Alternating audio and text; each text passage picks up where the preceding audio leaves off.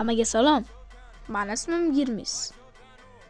To'g'ri, 3 kundan beri, 3 kun emas aslida. 3 kundan beri men ko'rinmayapman. Ammo lekin men qaytdim.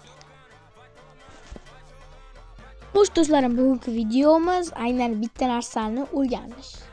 Previewda ko'rganingizdek, pichoq yaralmaganida nima bo'lardi? Zombilarni o'ldirib bo'larmidi? No. Creeperlarni o'ldirib bo'lardimi? No. Noch tentak emas. Nima uchun bu gapni aytganim sababi? Noch agar pichoqni yaratmaganda, biz zombilarni hech qachon o'ldira olmasdik. Mana rasmi. Ko'rib oldinglar, ha?